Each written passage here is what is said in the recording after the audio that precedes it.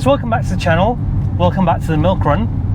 It's been a while since I've done a milk run, but it's a weird kind of milk run because I'm actually dropping the car off at Jack's, Flat 6 Jack, because the fan thing where it's slightly overheating, it's not overheating, it's just running a bit hot.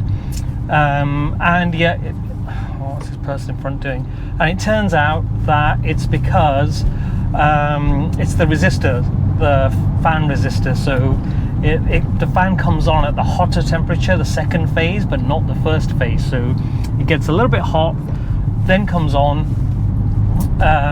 when you're stuck in traffic, and by then it's running a little bit hot, and it'll stay running a little bit hot because the fans go off when the temperature drops from that second phase. So I need to get that sorted before fried eggs, which is this Sunday. I've also really done my back in, so gear changes are really painful. I thought it would get better. Oh my god, second is the worst. Yes, so after my long run the other day, I went to the petrol station to fill up, and I saw the thing that said about E10 fuels, and I thought, oh my god, is it going to be like the old 4-star disappearing like it did before, and you had to get lead replacement? So lead replacement additive is what I put into my MG, because I've done loads of reading about getting hardened valve seals, which is basically you just go and get an exchange head. And it's a lot of work, expensive. It would have been about £1,500 at the time, which was probably about 15 years ago. So I don't know what that means with E10 fuels. But anyway, I've just done a little bit of reading, probably 5 minutes. And the Porsche website says that you can run E10 fuels in Porsches that were manufactured after 1996, sorry, which is great because mine's a 1998. So it means that pretty much all Boxsters are okay on E10 fuel. All 996s are okay, and then obviously 991s, 992s, everything like that. Generally, anything after 2011 is okay, but it does mean 993s, 964s, 924s, 944s, 928s, the rest, all the 911s are not okay, including my 912, which can't have. So you can run it if you accidentally put it in, or you're caught short to get you home, and then just top up with E10 fuel. But the E5 fuels is what you need. Now I would run this on E5 anyway, because that's still going to be available. So super unleaded, so you know, BP super unleaded, SO super unleaded. The one that I try to always use is Shell V-Power Nitro Plus. What a great name for a fuel. V-Power Nitro Plus. That's a great name. That's what I normally put into this, so it wouldn't make any difference anyway, and that's what I always try and put into my MG with the lead replacement additive. So I'm going to be okay, but over time they are, you know, supermarket petrol stations, some small village petrol stations don't have those E5 fuels that are super unleaded. You know, like your Mercos and your Asdas and things like that, they don't have them. Morrison's, I guess. A lot of them don't have them. Some might. So that in the future, when it starts getting phased out because it's less, I don't know, carbon emissions, lesser fuel efficiency though on the E10s apparently. So I haven't done extensive research on it, but I think for the time being we're okay, as long as, well, actually I'm okay with this car and my wife's Golf. Everything's absolutely fine. My 912, I'll keep putting super unleaded in that. My 1968 MGB Roadster, I'll keep putting E10 with the lead replacement additive in it.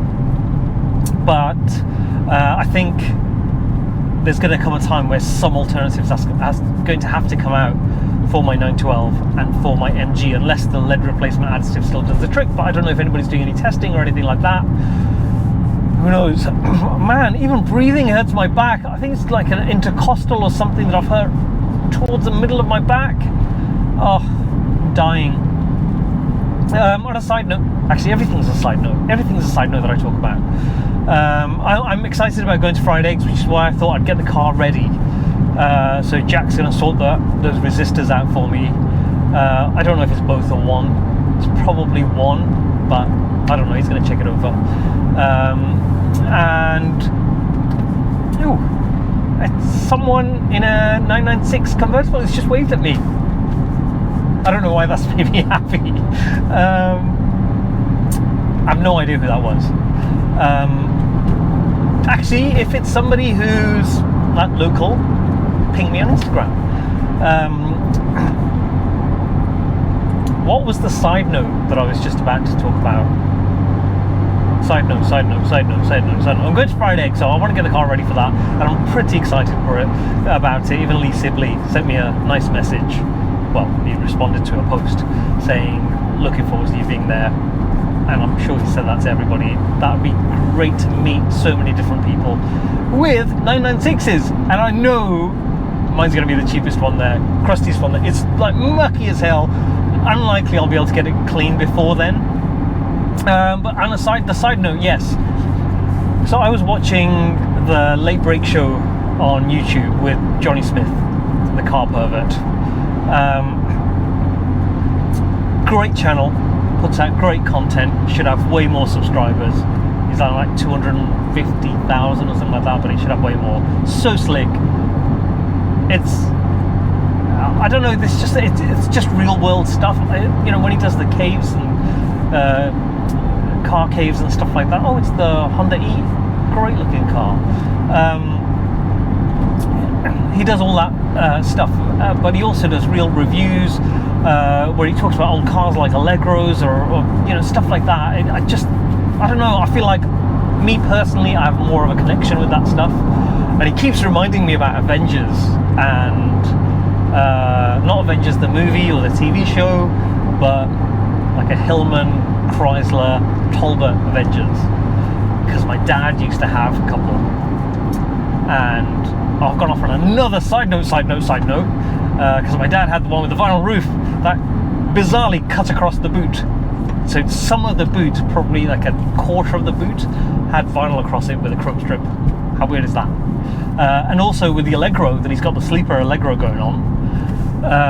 I learned to drive in a chocolate brown British Leyland 4-door Allegro, which my dad made me change the engine in before he would teach me to drive in it. Yeah. And yeah, I still don't really, you know, I can fix probably most things, but at the moment I don't have the time or the space. So what we're going to do, so that side note was, I was watching the Late Break Show, and he was doing an interview with, it's a two-part, I've only seen half of the first one, with Shmee. Now, I've never heard of Shmee until just the other day. He's been on YouTube forever, and he's got over 2 million subscribers. I've never seen one of his videos, and it was interesting to hear his take on how he started out. And it kind of reminded me of TGTV, how their success comes from treating it like a business and not a hobby. And my failure comes from treating it like a hobby and not a business.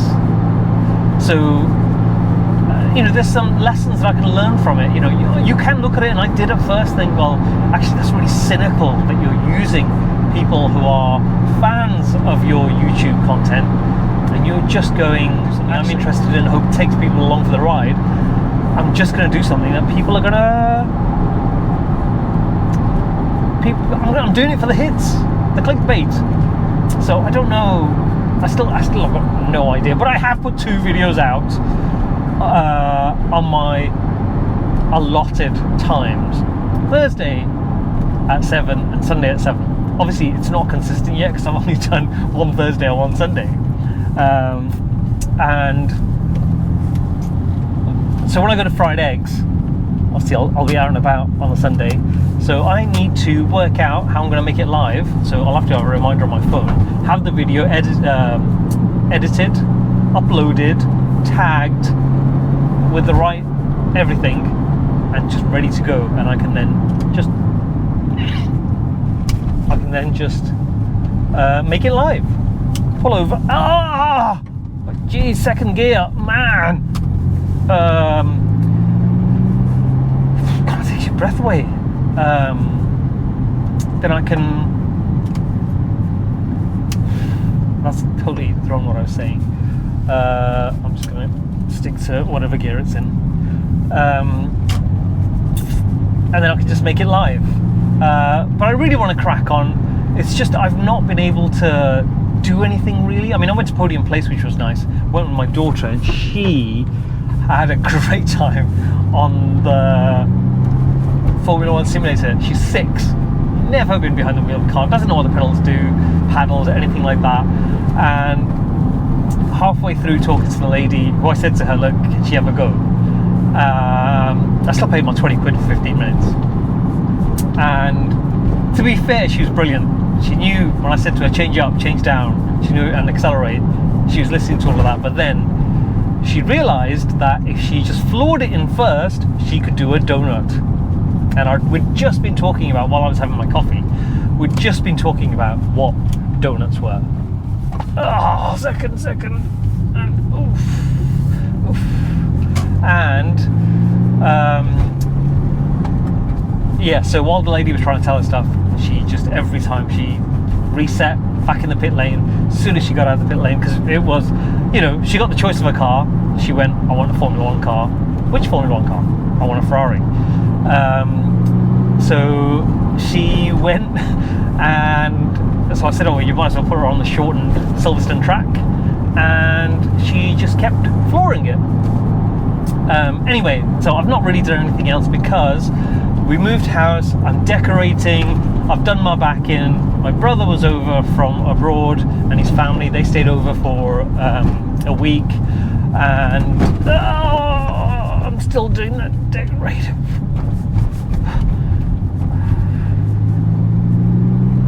Right, let's just do beans.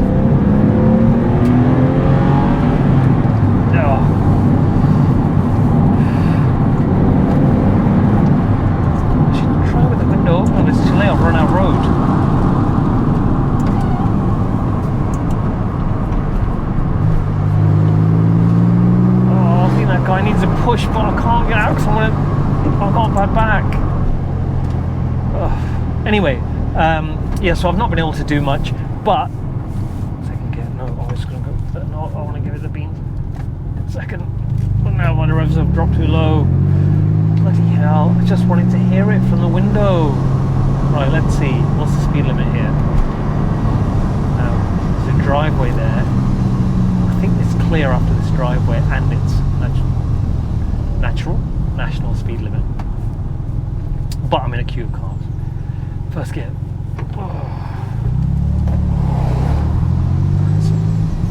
Second gear. God, it sounds like I'm having a dump. Right, floor it just a little bit because I just want to hear it out of the window because I love that. You ready? And car in the way. It's really warm outside. Right, 3,000 revs, 3,000 in second. Let's get straight road with no turnings. Here we go.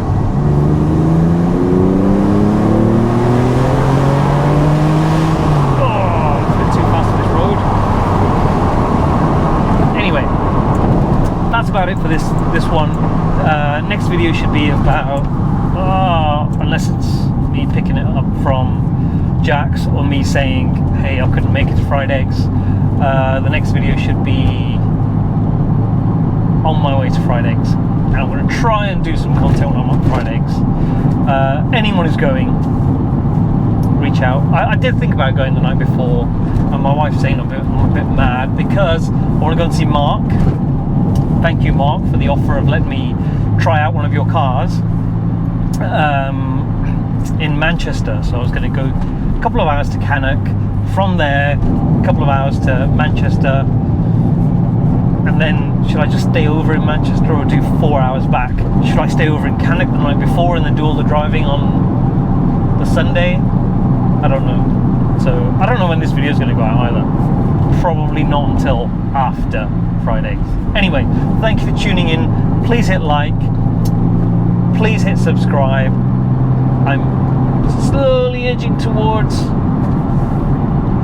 nothingness. I used to average sort of 1 subscriber a day, but that was about a month ago. And when I moved house and everything, I stopped doing any content, stopped doing anything on Instagram. It just stopped, and it hasn't started again. I guess. What's that noise? I guess the algorithm isn't working for me. But now that I'm back on it a little bit, I'm hoping that it'll start working. So that's it. Done. Catch you in the next video, and hopefully see a lot of you, some of you at Fridays. Thanks for watching.